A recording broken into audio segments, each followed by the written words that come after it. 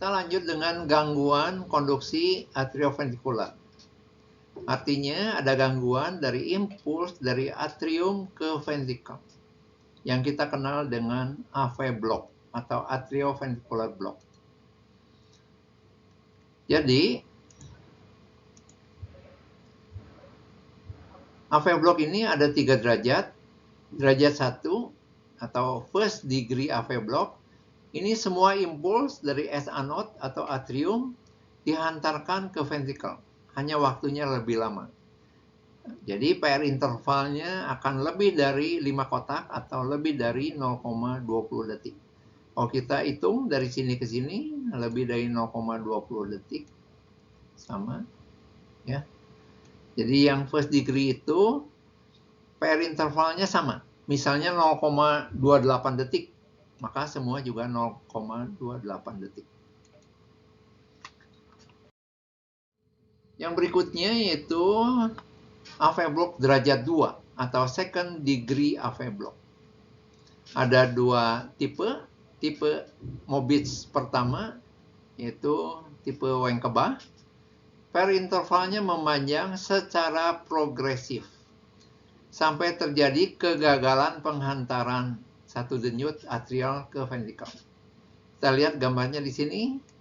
Ini mungkin masih normal, kemudian memanjang PR intervalnya, lebih panjang lagi, terus hilang. Tidak ada denyut dari ventricle. Itu AV block derajat 2 tipe Wenckebach. Kemudian AV block derajat 2 Mobitz tipe 2 dibagi lagi menjadi 2, yaitu second degree periodic block dan second degree constant block. Ya. Jadi yang second degree periodic block itu terjadi kegagalan ventricle memberikan respon secara periodik. Misalnya setelah denyut ke-5 atau 6. Kemudian P-nya tidak diikuti oleh QRS. Gambarnya di sini. Jadi ini normal. Ini P-nya tidak diikuti oleh QRS. Ini yang disebut Mobitz tipe 2 second degree periodic block. Sedangkan yang second degree constant block itu ventricle memberikan respon terhadap rangsangan atrial setelah impuls kedua misalnya. Maka disebut second degree constant block atau AV block derajat 2 tipe Mobitz 2 2:1. Gambarnya ini P baru ada 1 QRS. Ini P 1 QRS. Ini adalah AV block derajat 2 Mobitz tipe 2 dengan constant block 2:1.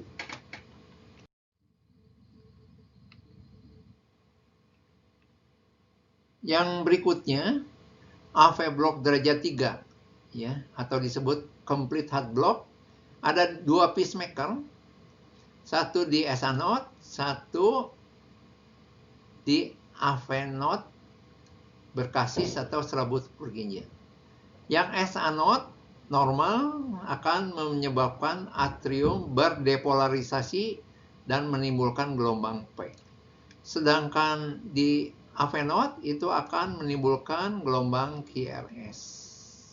Ya. Nah, kita lihat di bawah ini gambarnya. Ini gelombang P yang ada panahnya nih P. Ini datanya teratur gelombang P-nya, ya. Bisa diukur, bisa menggunakan kertas, misalnya antara ini dan ini, kemudian digeser, maka akan kurang lebih konstan, ya. Artinya apa? Bahwa P ini dari S anode impulsnya. Kemudian timbul QRS yang lebih lambat, karena intrinsic rhythmic rate dari AV node berkasis maupun serabut Purkinje itu di bawah 60 kali per menit.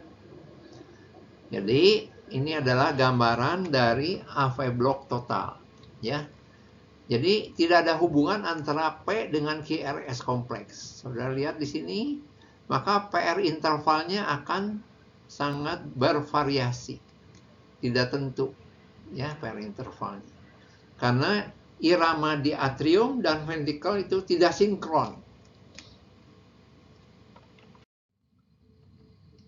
Yang berikutnya itu gangguan intraventikuler. Jadi di dalam ventricle ada gangguan. Yang pertama, right bundle branch block. Kita perlu mengukur interval QRS-nya. Kalau normal, itu kurang dari 0,12 detik, disebut incomplete right bundle branch block. Kalau lebih dari 0,12 detik atau 3 kotak, itu disebut complete right bundle branch block. Ciri-cirinya yaitu adanya 2 gelombang R yang terlihat di V1 dan di V2. R-nya ada 2, ya. Kemudian kita mengukur lebar QRS-nya. Kalau kurang dari 0,12 detik disebut incomplete right bundle branch block. Jadi kita bisa melihat 2R karena R yang pertama akibat depolarisasi ventrikel kiri, R yang kedua karena depolarisasi dari ventrikel kanan, dan terlihat di V1 dan V2.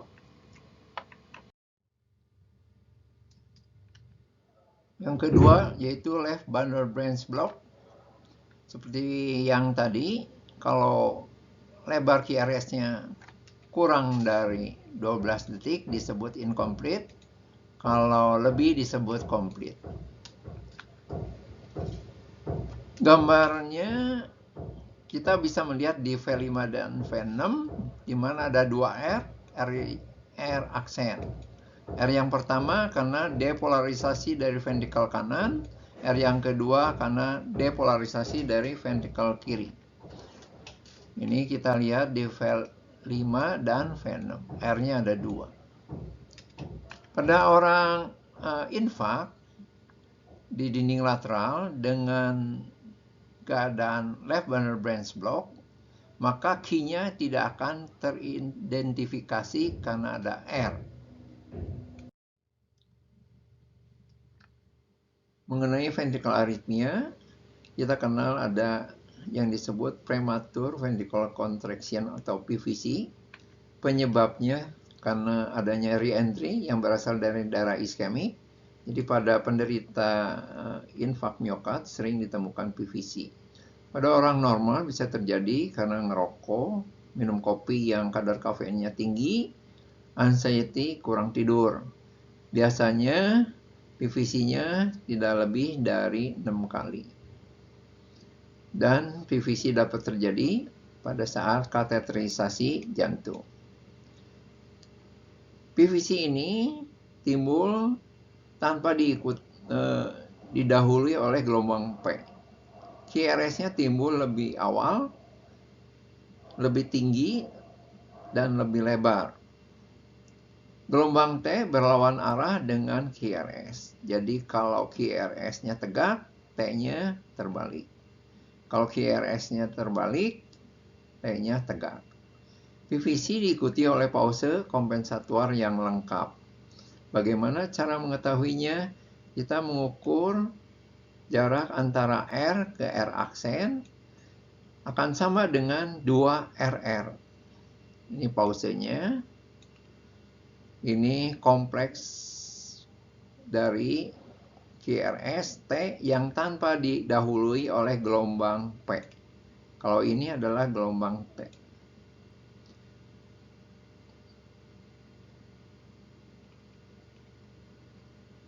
Pada gambar ini tampak denyut yang normal diikuti oleh PVC. Setiap denyut normal diikuti oleh PVC. Maka keadaan ini disebut ventricular bigemini. Kalau 2 denyut normal, kemudian 1 PVC, itu disebut ventricular trigemini. Ini adalah gambar dari PVC. Ini yang satu, ini dua. Jadi PVC-nya berturut-turut dua, maka disebut PVC yang couplet. Kalau tiga berturut-turut, ini disebut PVC yang triplet. Bahayanya bisa terjadi ventricle tachycardia dan bahkan bisa jadi ventricle fibrillation dan membahayakan jiwa pasien. Kita lihat gambar paling atas, ini suatu PVC yang berikutnya PVC cuma bentuknya beda. Artinya fokusnya lebih dari satu, maka kita sebut sebagai multifocal PVC. Yang berbahaya yaitu R-on-T phenomenon. Jadi T itu diduduki oleh R dari PVC yang terjadi. Bahayanya bisa terjadi ventricle tachycardia yang polimorfik. Contohnya seperti gambar paling bawah, saudara bisa lihat T dari denyut sebelumnya diduduki oleh R dari PVC dan timbullah ventricle tachycardia yang polimorfik. Fenomena ini disebut juga sebagai Torsades de Poc. Mengenai ventricle tachycardia, ventricle rate-nya itu 140 sampai 200 kali per menit. Cara ngukurnya 1500 dibagi jumlah kotak antara R ke R. QRS-nya lebar, artinya lebih dari 0,10 detik. Dan besar, artinya aneh. Karena kita lihat ini bisa kita sebut gelombang QS. Tapi ini juga bisa disebut gelombang R. Jadi aneh, yang mana yang betul? P-nya tidak ada, sifatnya paroksismal. Ventricular tachycardia sering terjadi pada infak miokard, keracunan digitalis, dan pada saat kateterisasi jantung. Mengenai ventricular fibrillation, mekanismenya sama dengan atrial flutter dan fibrilasi. PQRS-nya tidak jelas bentuknya. Saudara bisa lihat di sini, nggak ada yang jelas, ya, dan irregular, dan bentuknya juga voltasenya tidak menentu. Ini adalah suatu lethal arrhythmia karena dapat menimbulkan sudden death. Ventricular fibrillation terjadi pada penderita organic heart disease dan pada fase terminal dari penyakit non-kardiak. Ini perpustakaannya. Terima kasih untuk perhatiannya. Semoga bermanfaat.